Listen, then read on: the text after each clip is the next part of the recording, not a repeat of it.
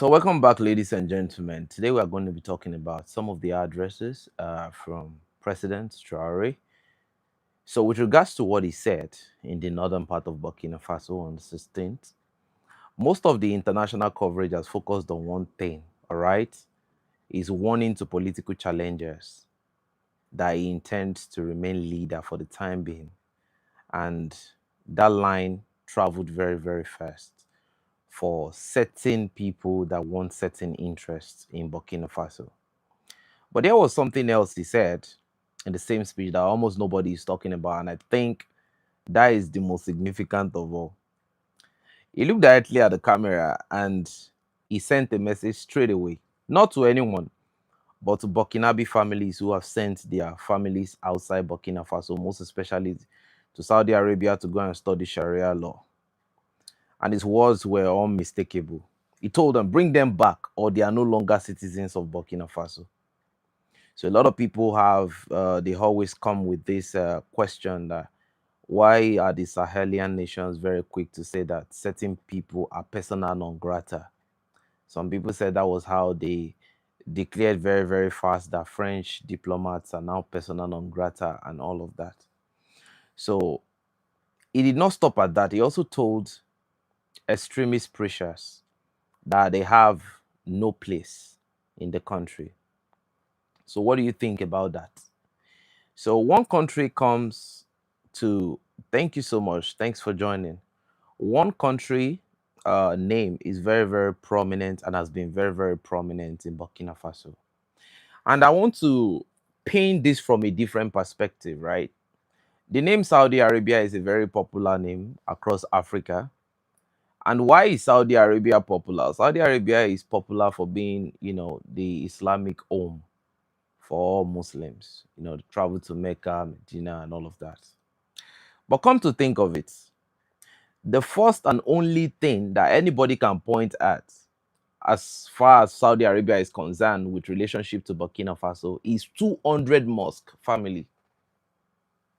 So in a country where there is morbid unemployment, in a country where illiteracy is a big standoff to growth and development. So Saudi Arabia, that was at the initial stage of the revolution. Saudi Arabia looked at Burkina Faso and they felt like, okay, what can we offer to Burkina Faso to develop Burkina Faso? So there is a part where you talk about technology transfer. There is opportunity when it comes to electricity. There is opportunity in the irrigation sector. There is opportunity in the mining sector. There is so much opportunity in the gas exploration sector. There is so much opportunity in the drone sector. There is so much opportunity in the mining sector when it comes to gold.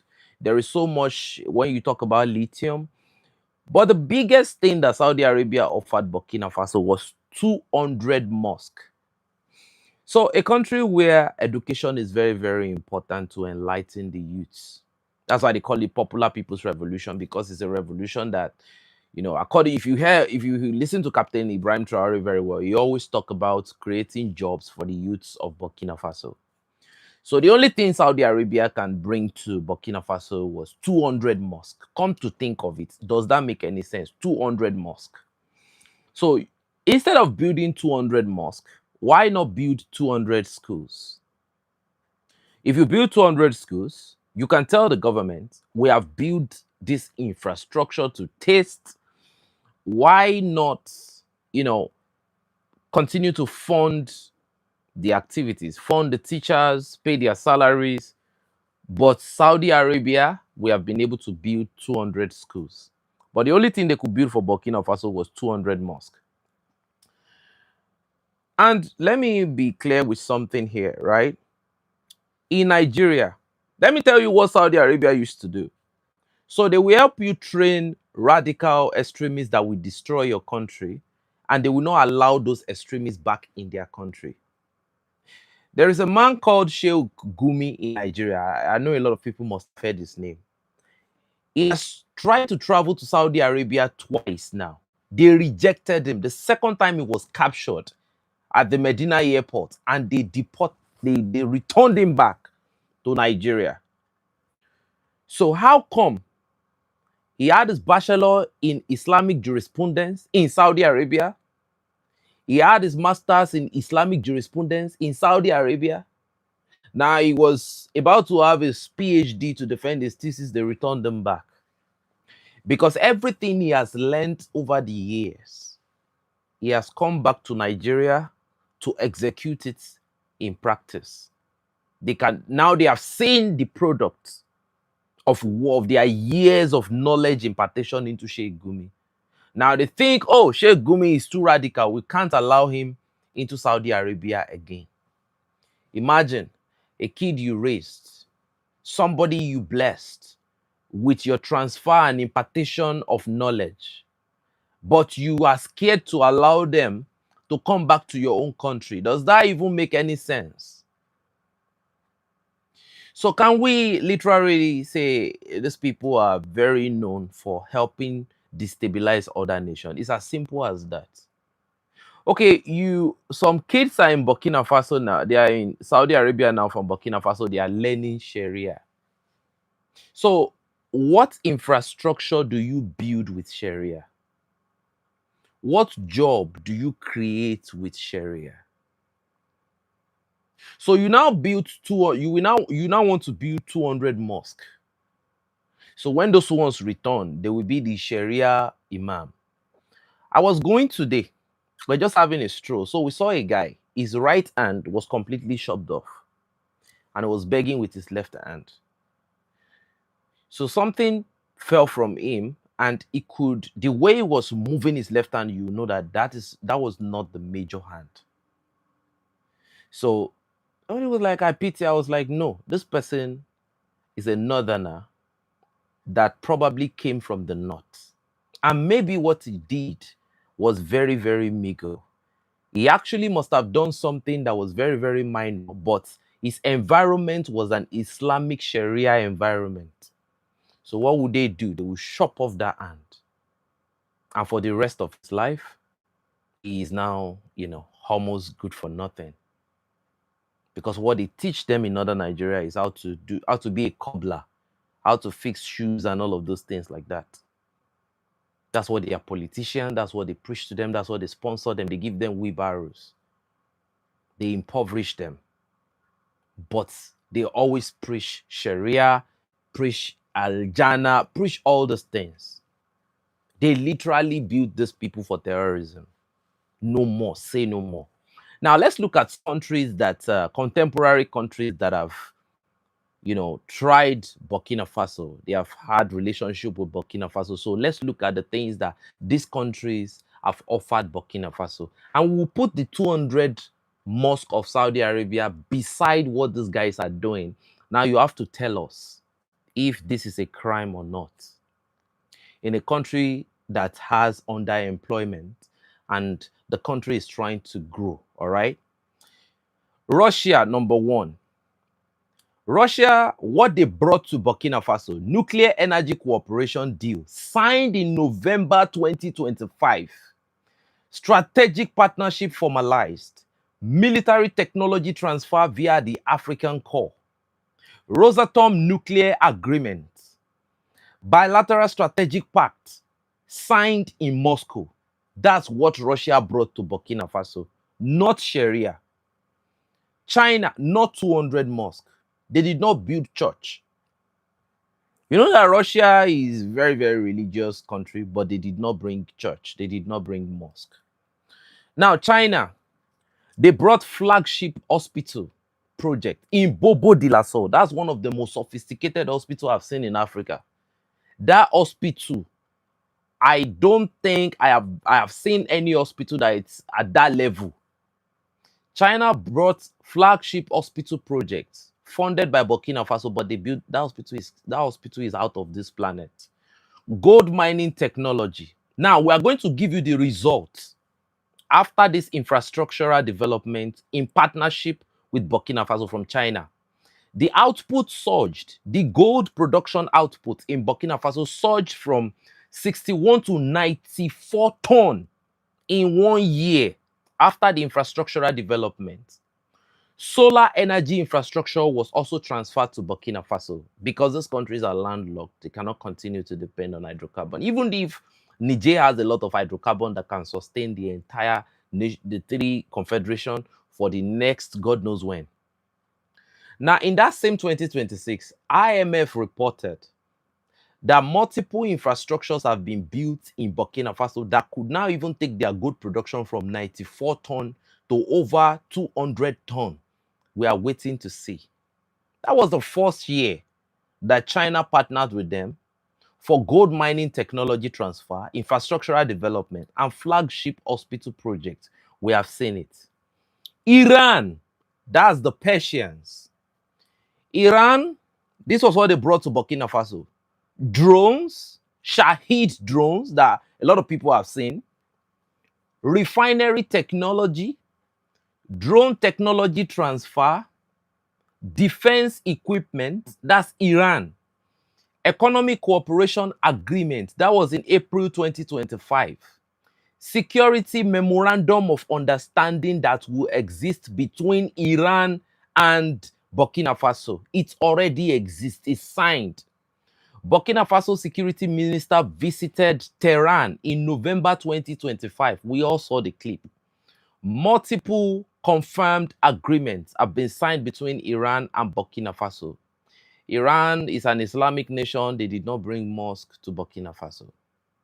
India, all these projects, I have the video.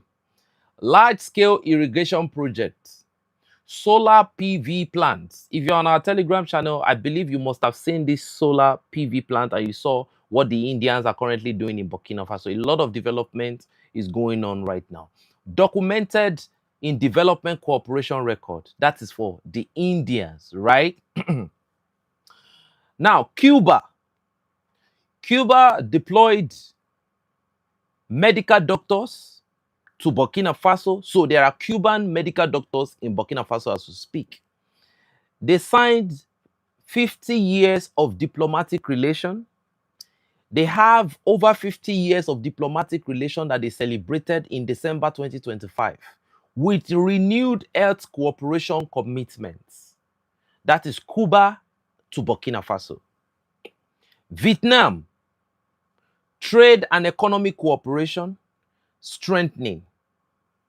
Bilateral talks held in January 2026. That is Vietnam. Trade and economic cooperation with Burkina Faso. Mali and Niger. The cooperation they had with the AES to have a joint data center which they launched together, the three Sahel states.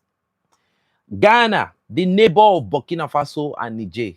You know, we've gone from some countries, we are coming down to some countries now across Africa. They have defense cooperation, permanent joint commission for cooperation, long-standing neighbor, cross-border infrastructure to combat security threats. That's between Ghana and Burkina Faso. Belarus, economic cooperation framework referenced in multi-test context, multi-military industrial ties. Possible, but some specifics are still to be ironed out. Now, these are the cooperation that Burkina Faso is currently having. Brazil, agricultural cooperation, historically documented, specifics from 2025 to 2026, with activities currently going on. Now, they now brought some, some of the countries that, other countries that they have ties with Saudi Arabia. Let's look at what these countries also brought. A country like Germany, they made proposal for development of cooperation via G20 and European Union framework. You see, when you hear certain names, the only way they can bring anything that is even going to be parasitic to you is to incorporate you under their colonial constructs. All they propose is fall in line, be under, and yeah, we can work together. So that's what Germany proposed. Italy proposed G20 framework. I don't know what that G20 framework is all about, but that was what they proposed. United States $147 million health cooperation with Burkina Faso, February 2026, 5-year memorandum of understanding on disease prevention, surveillance, and lab training. Multiple sources have confirmed this. So when you look at all this, all this development, infrastructural development, the cooperation that Burkina Faso has with Tatarstan, Tatarstan is one of the region in Russia.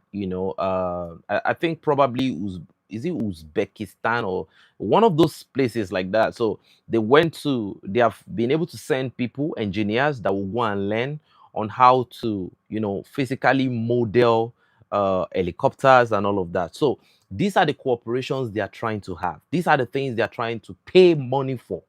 Burkina Faso is ready to pay for the transfer of all these type of technologies, where the students are going to come back to Burkina Faso to come and, what can I use? To come and reproduce this skill and quality.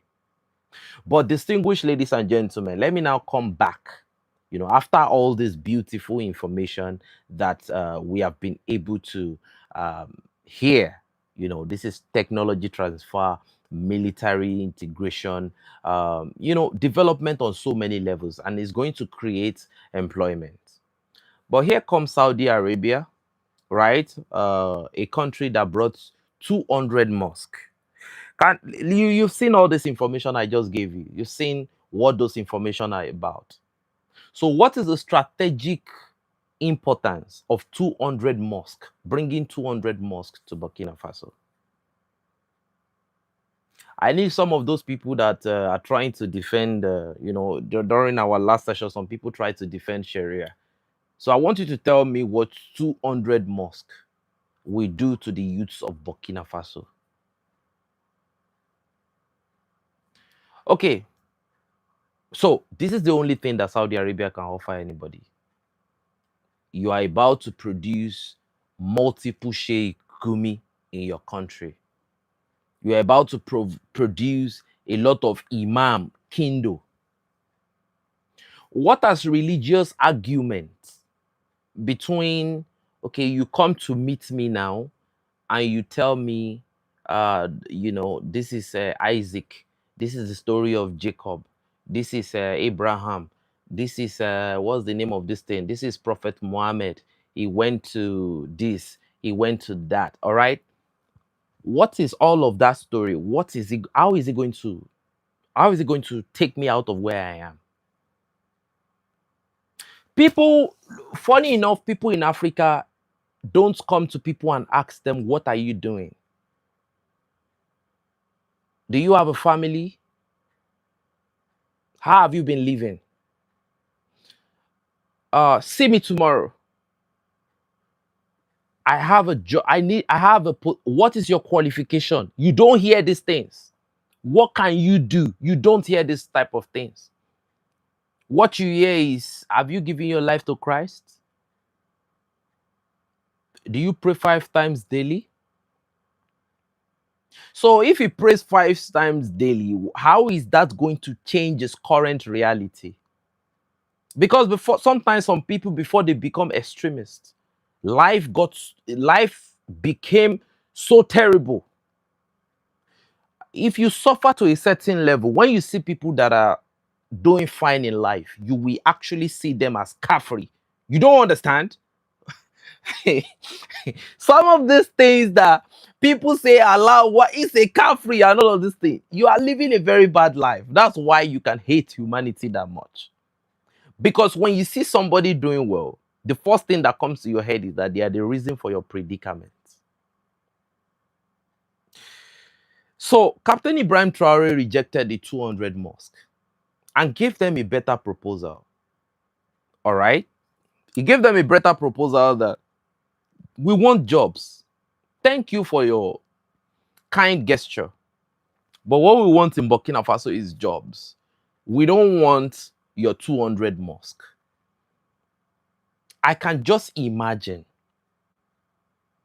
what would have happened to Burkina Faso if they had been able to have that 200 mosque. Or some of the, and this extremism is not just for the people in the bush.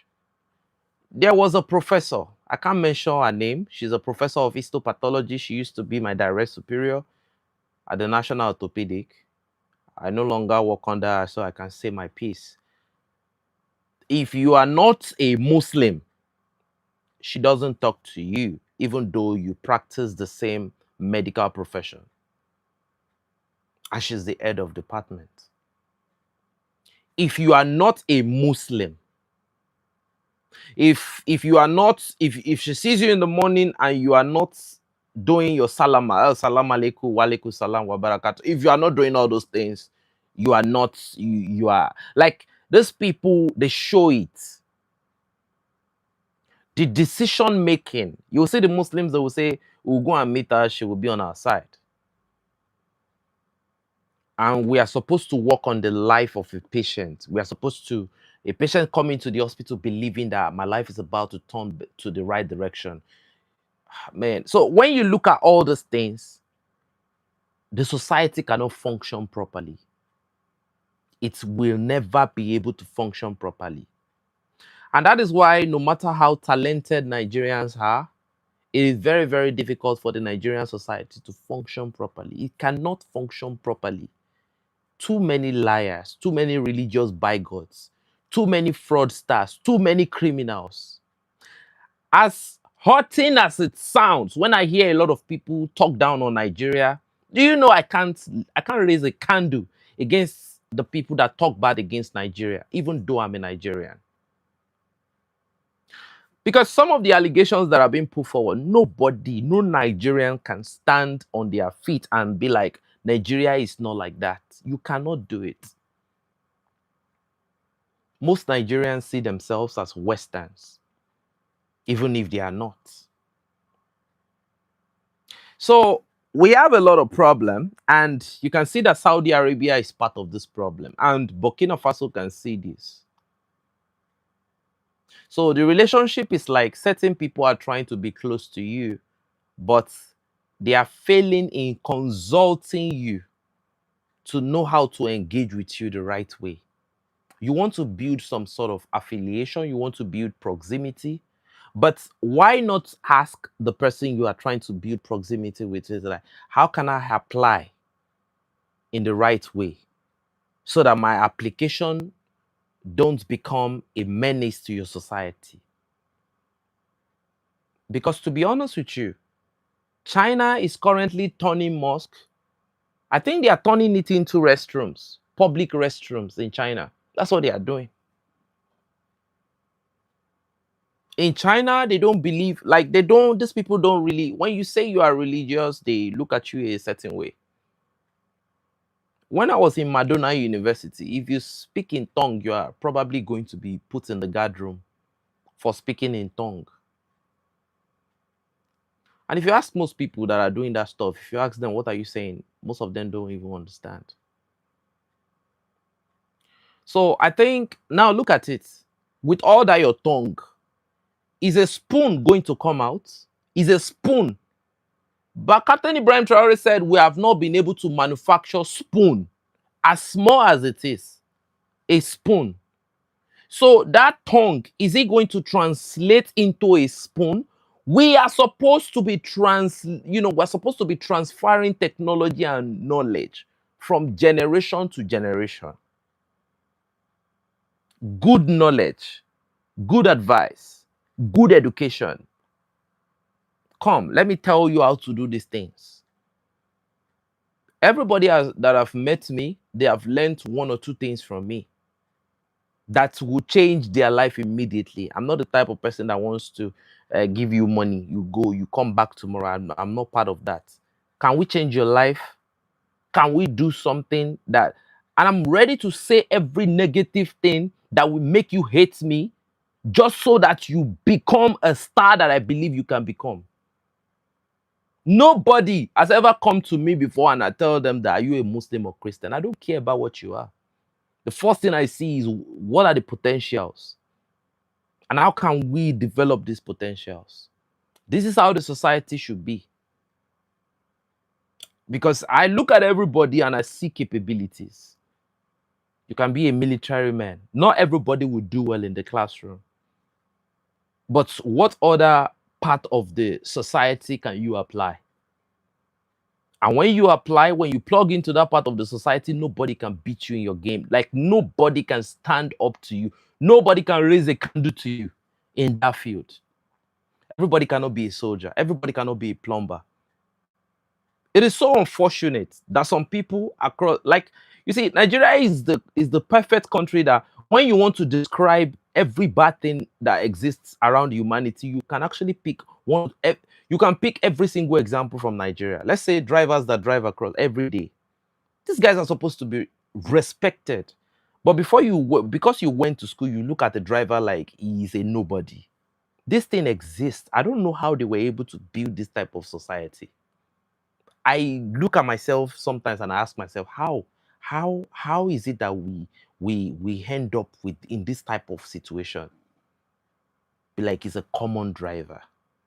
If it's not there, everybody cannot have cars, and the people that have cars, everybody cannot drive every day. Everybody cannot transition well with the current economic trend. And I don't know why people, they always try to bring down everybody. Everybody. I was in Boku. I know a lot of Nigerians that are listening to me. You know Boku. It's a restaurant here. A man entered that Boku and he told the guy that was on uniform selling things to everyone. I've said it here before. You were there now. You were there on that day. And he told the guy, he was like, how much is your salary? I can pay you off. You are looking at me a certain way. And other people, they kept quiet because it is part of their culture to embrace oppressors. That is one thing about Nigeria.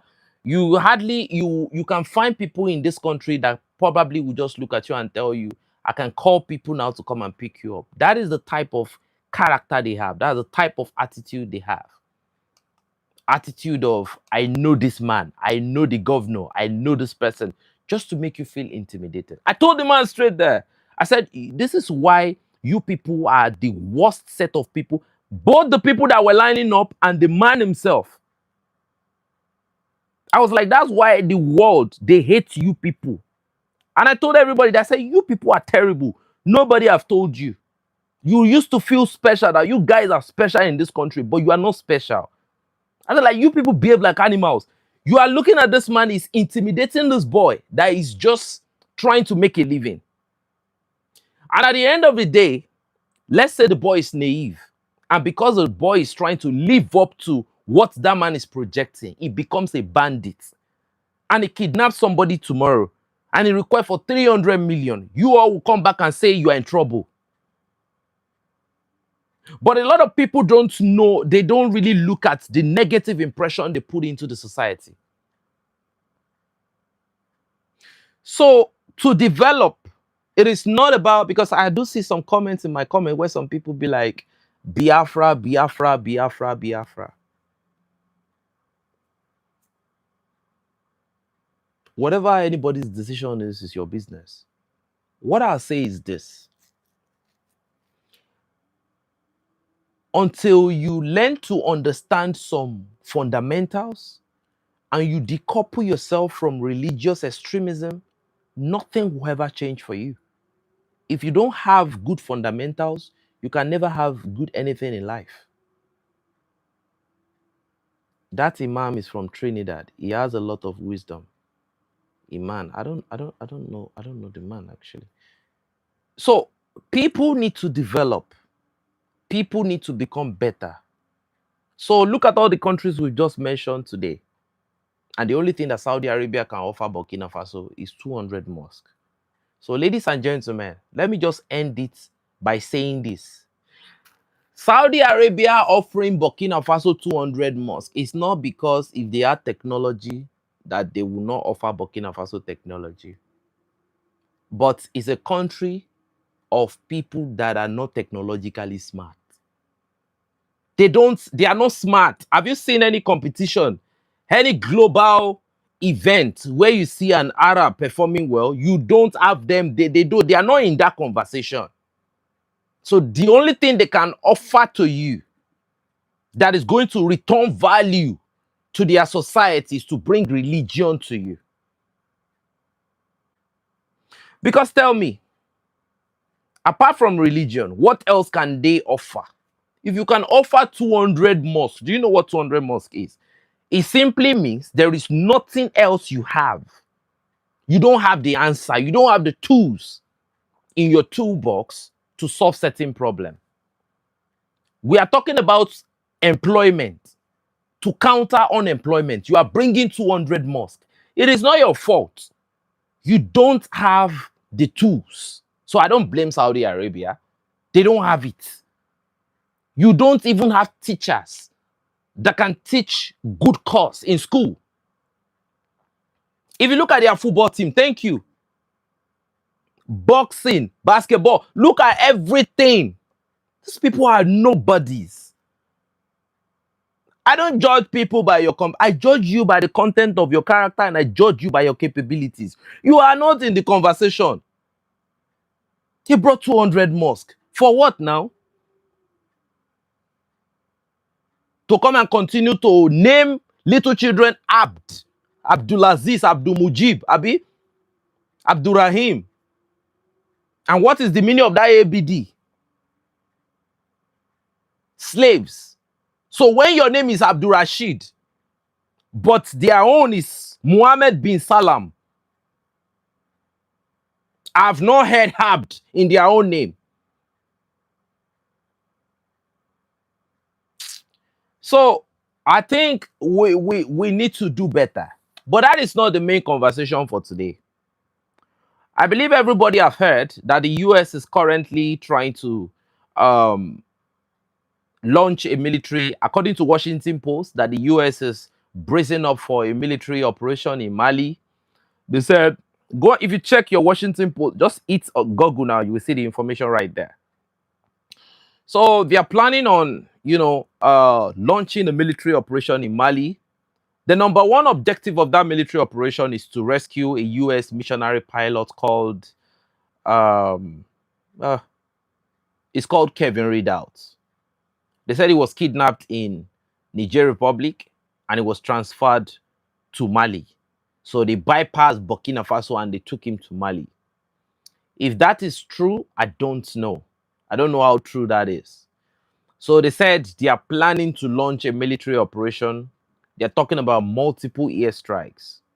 According to the information we received from Washington Post, there is a back and forth in the Congress about if they should approve the operation or they should not approve the operation.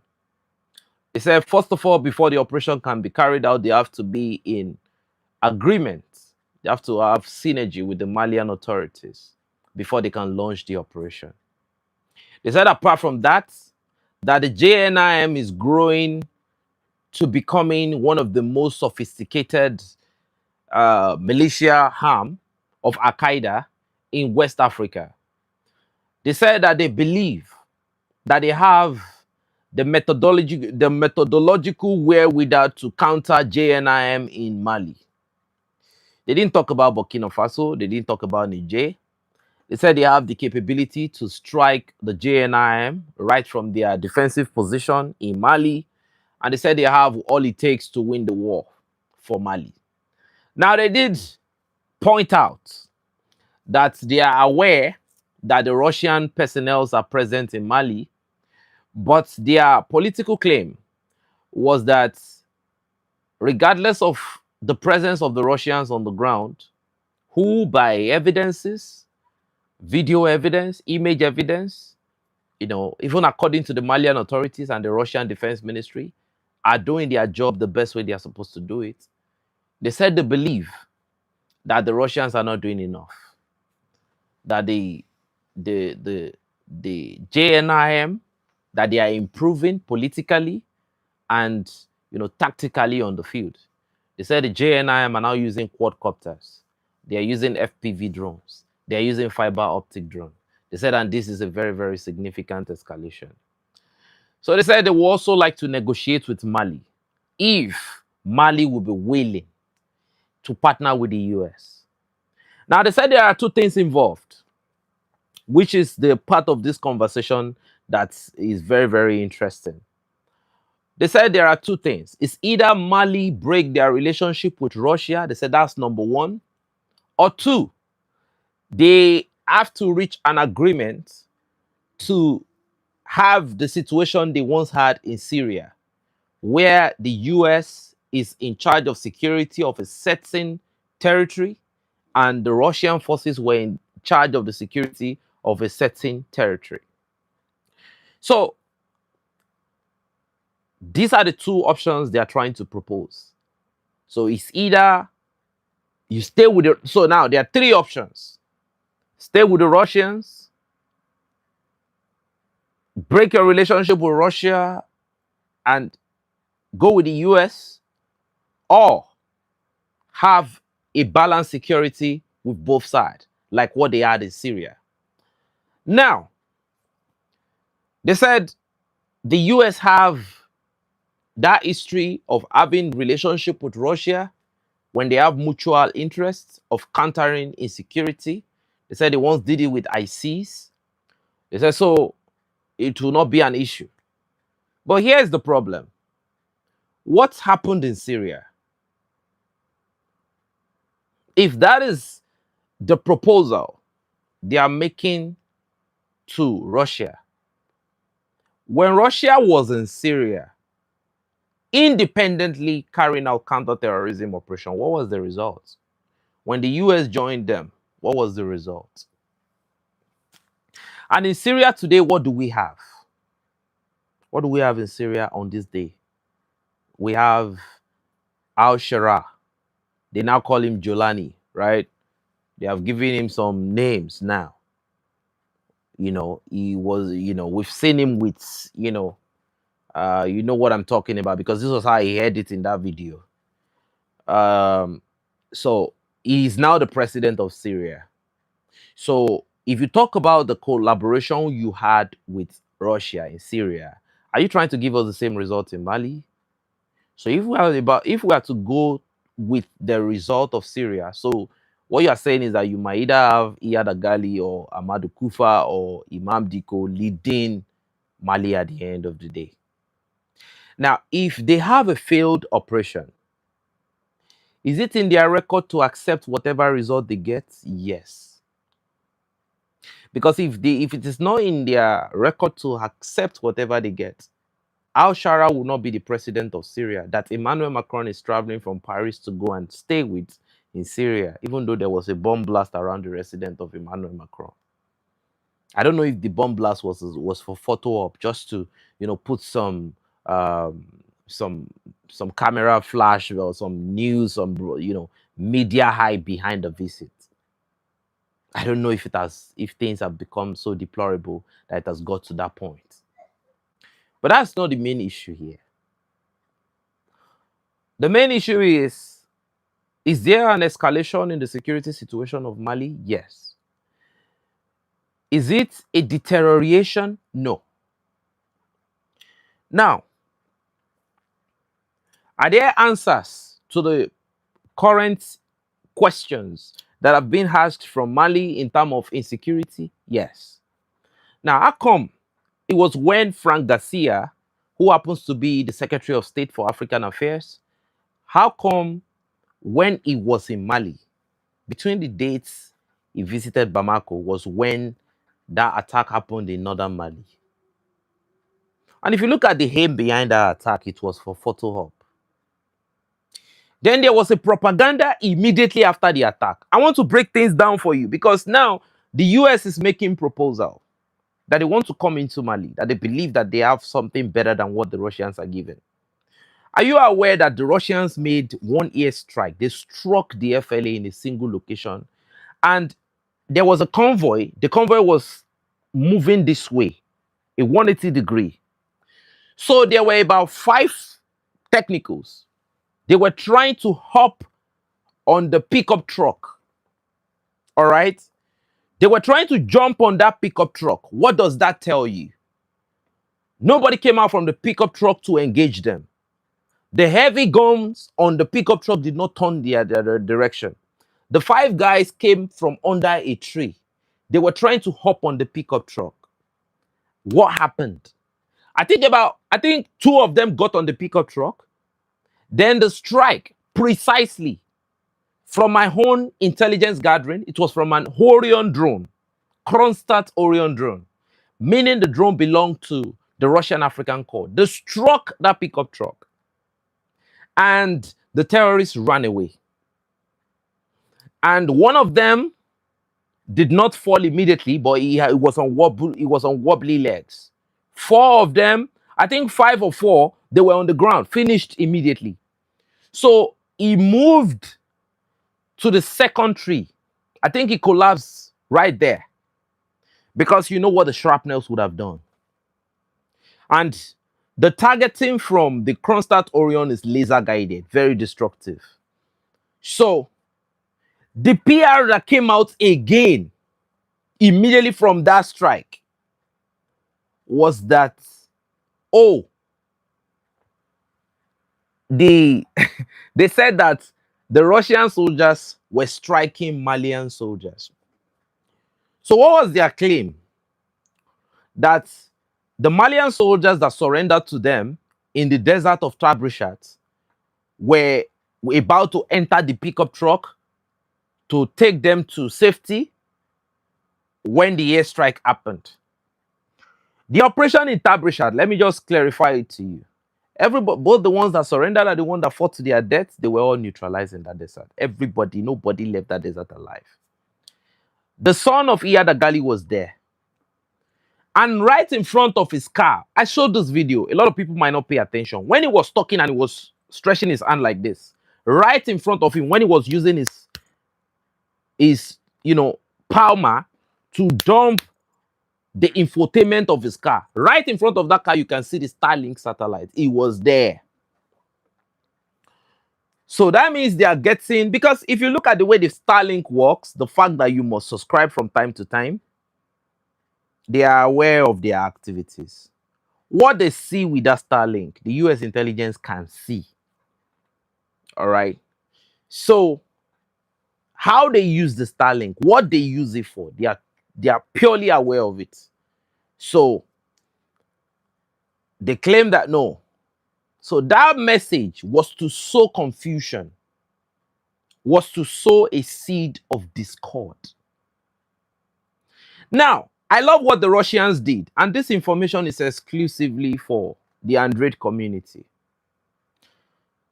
And it's so unfortunate that a lot of people out there, most especially Malians, they will not be able to get this information because I don't speak French. So after this attack, the Russians, because it's been a long time, I don't always like to give those type of deep dive again because they will flag it at the end of the day. So let me just do it on a live stream.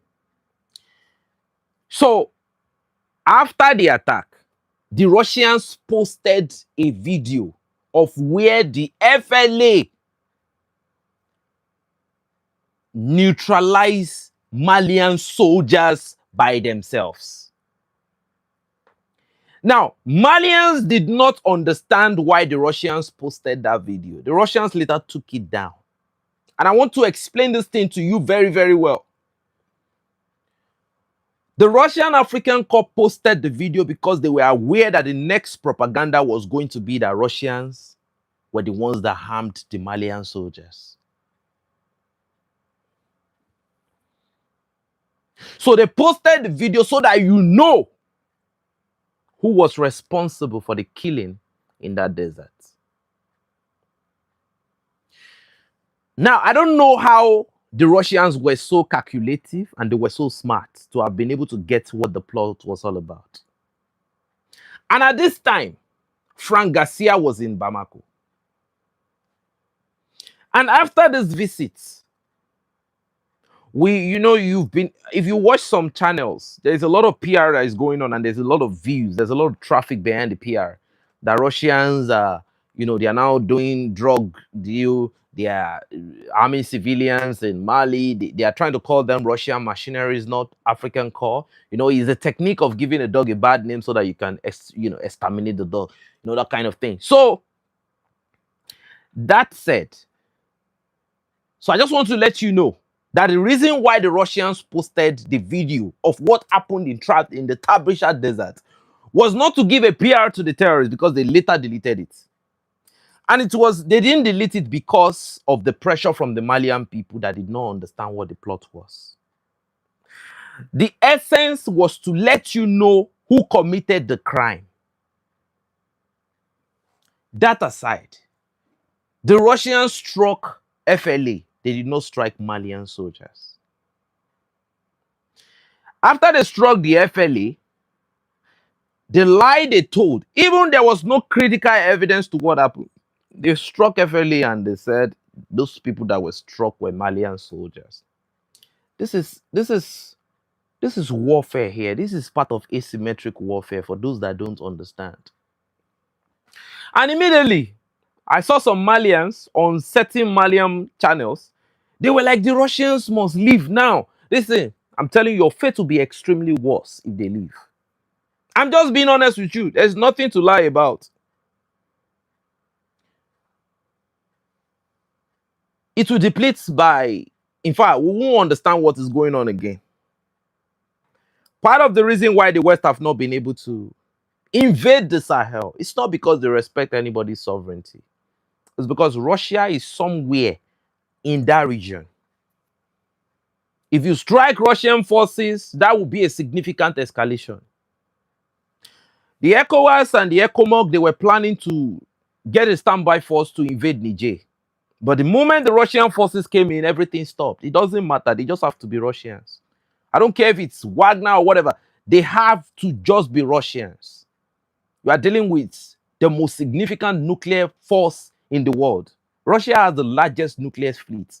From sea base to air base, like they have. Some of the most destructive weapon on the planet they have. They are battle hardened. They are battle tested. I've seen a Russian soldier shoot a particular capability before, right?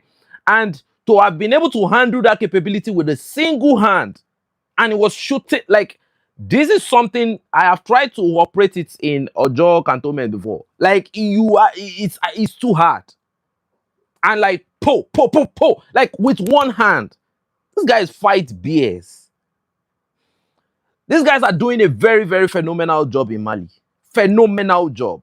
And I even think if you are to give them a free hand to operate just the way they are doing in Central African Republic, that nobody is disturbing them, they would have done a very, very significant. In fact, the FLA should probably be tired by now. Remember that when Yevgeny Prigozhin was around with Dmitry Utkin, they pushed the FLA to Tinzawantin, where the West and whatever coalition they have had to do everything they have with drone and reconnaissance and everything just to bring down the Russian Wagners at that time. So when you look at everything, now, why is the US coming with this proposal at this time? There was a propaganda launch. The Russians were giving PR to the JNIM. Russians struck Malian soldiers. And suddenly, Washington Post is coming out with a report that US will now be going for military operation to go and find a mystery missionary pilot called Kevin Ridout. And that aside, that's not just that operation, they would like to now start confronting Al-Qaeda. Now they are even given different options. You can consider the strategy in Syria. You can. So when you look at all these things, you should know where the propaganda is coming from.